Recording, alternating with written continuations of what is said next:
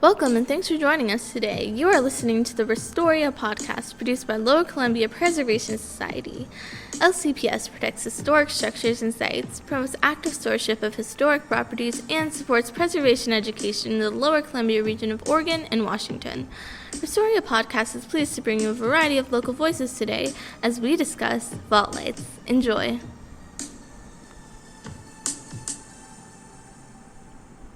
Hi, I'm Astronomist Ray, the Lower Columbia Preservation Society intern, and today I'm here with John Goodenberger. So, what is your role with the city? My role has evolved over the years. I've been involved with the city almost 30 years. My current title is City Historian. So, can you sort of explain what the history of vault lights are, maybe how they came to be here in Astoria? So my understanding is just the overall history of vault lights is that they started at least by the 1850s. And it was something that, this concept was used on sailing ships, etc., to get the light down below deck. But some of the larger cities, as they did vaulted sidewalks, and vaulted sidewalks are sidewalks with an open area, a passageway down below, they use these lights as a way to obviously get more sunlight in. And in some of the cities, they have a prismatic light. And by that, I mean that the bottom of the tile actually has kind of a sawtooth pattern, and that diffuses and intensifies the light. I just, on the way over, double-checked a panel here, and ours are flat, at least the panel that I looked at. But nevertheless, Astoria, it's unusual, but it's not unique. So, for instance, places like San Francisco, Chicago, New York have them. I first saw them when I was in Butte, Montana. So we lived near Butte, Montana. That's where I grew up. And so when we came here, I just always assumed all big cities, our cities had them. In working with the city, do you often receive a lot of questions about the vault lights? Do people often ask about them? I'm going to give Sarah Lou Heath at the ADHDA credit for this. And I believe that she really got folks interested in it. She looked around, she saw this is an unusual feature. We need to think about it. And many of these lights are not in good shape. So as a part of the Downtown Association, she got people together and worked with an artist to create replacement lights to be used. In general, no, but because of Sarah Lou Heath, yes. And I noticed you use the term unusual. So can you sort of tell us a little bit about other unique or unusual aspects of Astoria's sidewalks? Maybe it's the concrete stamps, metal lift doors, horse rings. Yeah, all of those are really unusual features, and it all adds up. So, that's I think the larger point here. We have all of these little pieces. So we have the glass tile pieces. We have horse rings. We have the stamps in the sidewalk, which talk about who the contractor was or something like that. We have hydraulic lifts maybe beneath the streets, which used to lift the cargo up and down. So we have all these little pieces, and it adds up to a wonderful historic context. And for you growing up in Montana, seeing the vault lights there, and then coming to Astoria and seeing vault lights here, have you seen any differences of them changing over time? Boy, as time has gone on, certainly not the construction system or something like that. As time goes on, they just get in worse and worse condition because people are maybe dropping things on them, or maybe the sidewalk is shifting or something, so they're starting to kind of push up and crack. Or maybe there's moisture getting in and expanding and contracting when these things freeze and kind of breaking them up and causing some structural problems. So they aren't getting better overall. Thank goodness for local folks going and replacing them when we can. But yeah, I am concerned because they've been there rounding it off about 100 years. And that, nothing is permanent, and we need to really maintain them if we're going to have anything left in, say, 50 years. Since we're on the subject of maintaining the vault lights, do you know of any certain guidelines the city may have about the replacement tiles? Do they need to be a specific color? Do they need to be installed a certain way? Is there any restrictions like that? So, yes and no. If a property owner sees individual pieces that are missing, that's really between them and maybe the Downtown Historical Association and the artist to get them replaced. The city wouldn't necessarily be involved in that, and Sarah Lou has really tried to gather people around and said, hey, we have access to purple tile. Let's get that in. Let's put that in.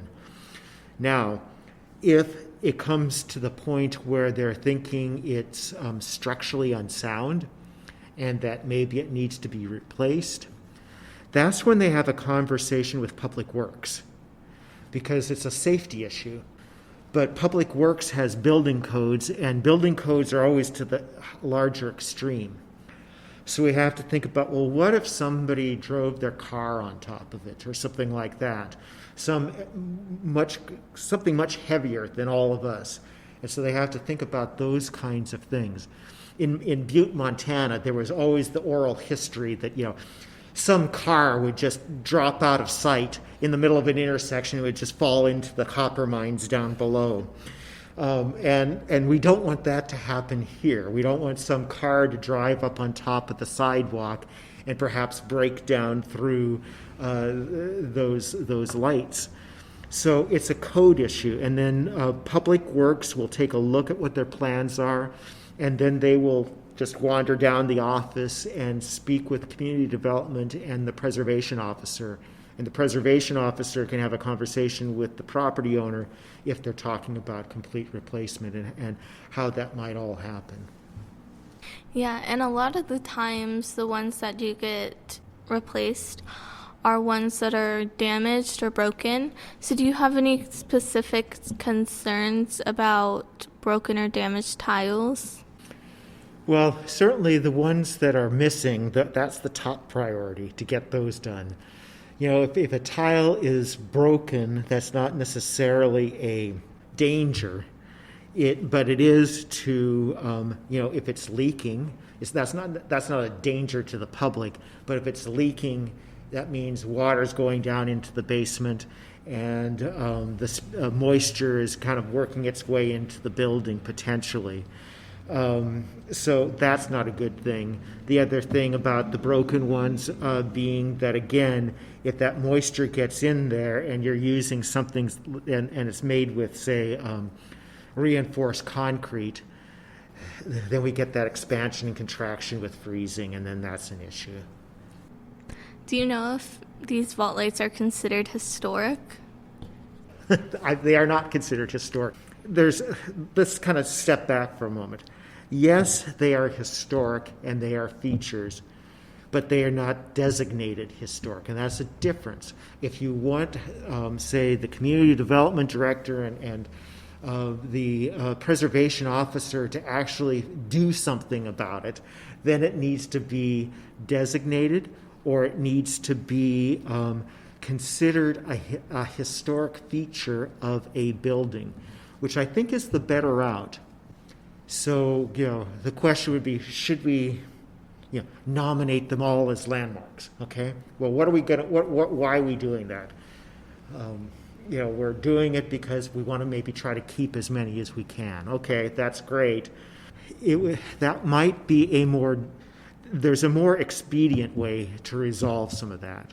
And I think the more expedient way is for us to look at our historic buildings that are designated, and look to see if they have those lights, and make sure that those lights are a part of the review of those historic buildings, saying that here we are at the Elliott Hotel, and those lights are a part of the historic context that build on the historic integrity of this building. That makes sense. It's just like considering like the double hung windows are a historic feature. Those lights are a historic feature of this building. So just kind of making sure that that it's thought of in those terms. Yeah, and these vault lights were sort of a more economic way to get light into the basement. So do you know if there's any relation between the vault lights being economic and the Great Fire of 1922? I like that question because that goes back to why did they use them on ships? Well, do you really want lots of kerosene lamps in ships or candles in ships or whatever when they're made out of wood? Yeah. So let's kind of cut down that. Yeah. Okay. So now in 1922, I suppose there might be a concern about, hey, we don't want to burn down again. Let's create as many opportunities for light to come in. But it's really just part of an era that, unfortunately, we got out of in, say, the 50s, 60s, 70s, etc., and are now coming back to, fortunately, which is kind of this energy, passive light, etc. So here you have, instead of putting a light bulb down there, you're able to get light into the space. And my rant is that, and it's true, that buildings of this era are as green as the greenest buildings that they are designing today. And they're built before we relied on big oil to, rev up and do all these heating and cooling systems and all of that. So we relied on natural light and ventilation, and these buildings are built for that. Do you happen to know much about the Reconstruction after the Great Fire of 1922, or maybe you even read anything about that? So the Reconstruction was a continuation of something that they had begun before the fire. So in 1916, we got together and said, we're going to construct a rock wall along the waterfront. And then what we'll do is we're going to raise up the entire downtown by 4 feet because we're going to stop the water from coming in, and then we're going to raise it up so that we can actually have more or less functioning basements. Yeah. So in 1916, they started a system in the streets. They started to do some fill, and they used sand between 2 vertical walls. And I don't know why they chose why they did these 2 sections first, but basically everything from, I think, 9th or 10th Street west to say, the post office, and from the water to Exchange, that was done, and then all along Exchange to about 13th Street. That was the first segment. Then there was a pause. Then the fire of 22 came in and wiped out the town. And after that, they said, after all these kinds of conversations of, should we open it back up? Should we make it look like Venice? Should we do this, that, and the next thing? Everybody kind of calmed down. And they said, we need to continue the work, but we're going to do it in even a little bit more sophisticated way. So all that area, I should say inside, outside, from 9th or 10th east to about 17th Street, and from Exchange to the north, that all has a different construction system, and it's referred to as the chair wall system. And the chair wall comes from the idea that if you were to look at it in section, it looks like an upright chair, with the back of the chair being at the curb and the seat being kind of below our parking area. And that seat is actually a tunnel where our utilities go. And they were so proud of themselves that they did this system, because that meant that things like gas lines and other kinds of things were all below, and that reduced our chance of fire again. And so it's all thinking about fire. And so that whole process took, a year plus to do. And the idea at that point was that the city is going to do the streets and the sidewalks. The building owners are responsible for constructing their buildings. So they fit their buildings within this grid. And you can see in downtown where there are these submerged parking lots. Well, that's just a place where we didn't build within that grid, and we just kind of left it open. So that's how that's kind of the short version of how all that happened. So, is there anything else that you'd like to share about vault lights? Well, we touched on it, and this may be getting beyond, way off topic. But let's just think about, why are the vault lights not designated historic, or why are they not associated with the historic pieces of the building? So when the initial inventory was done, I'm going to round it off and say 1990. So that's 30 years ago. Then when we did a historic district, that was 1997. So that's 23 years ago. So history doesn't just stay in one place. Our understanding of history changes. So that's one piece. And so let's hold on to that for a moment. So what we might consider historic today might not have been considered historic back then. And it might have something to do with its age, or it may be a way that we change our understanding. And then the other part of that is kind of adding into that, we look at things having significance perhaps differently now. So for instance, there are more sites being nominated for the National Register that have ethnic significance, where maybe that wasn't thought about 30 years ago. Another piece changes is we've marched on for 30 years, and things that weren't eligible because they weren't old enough at the time could potentially be designated. Classic example, Lower Columbia Preservation Society has said, we would love it if the library were considered historic. That's 1967. Well, in 1997, it's only 30 years old, so there's no way that it could be considered historic. So you have all of that. So just again, because something was done 30 years ago doesn't mean it's the end-all kind of in designation. And then the last part of that is that you have your document, and they're good documents. And I worked on them as well and all.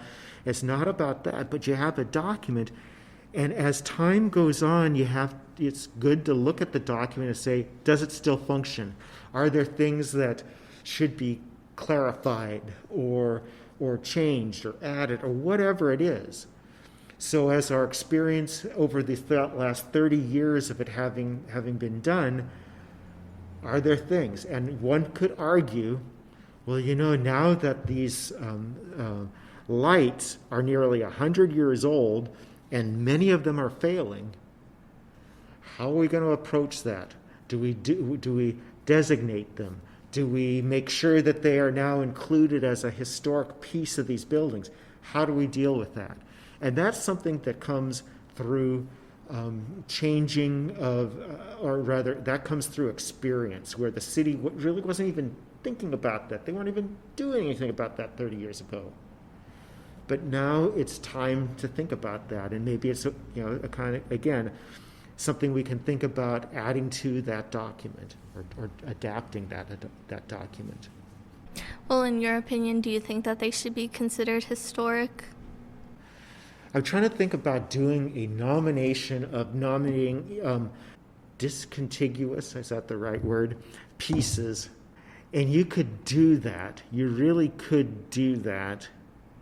Well, what would be the process of that?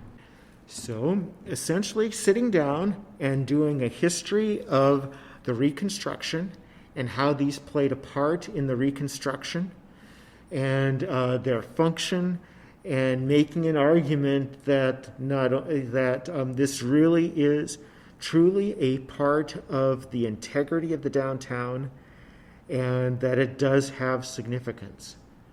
And you can do that. So that's where I would start. nominating them. I don't know if there's support in the larger community.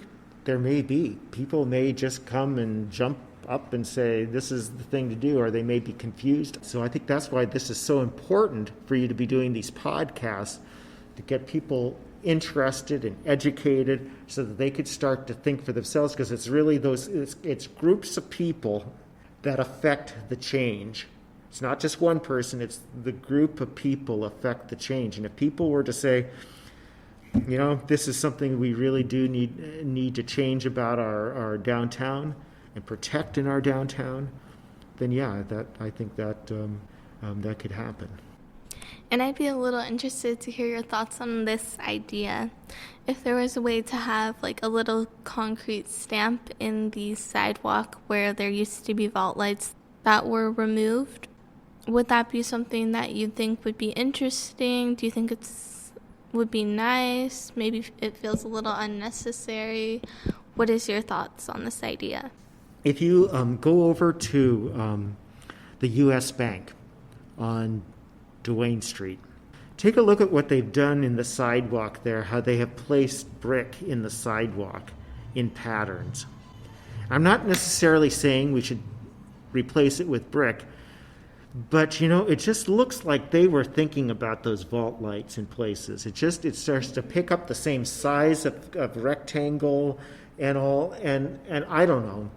So that's just a place I would say, look at that, use that as a base to think of maybe there's a pattern, or maybe there's something that could be embedded in the concrete as a memory. Well, thank you so much for joining and speaking about vault lights today. I really appreciate it. You're very welcome. And that does it for this episode of the Restoria podcast, produced by Lower Columbia Preservation Society. For more information on vault lights and other topics, please visit lcpsociety.org and consider becoming an LCPS member. Thank you for listening.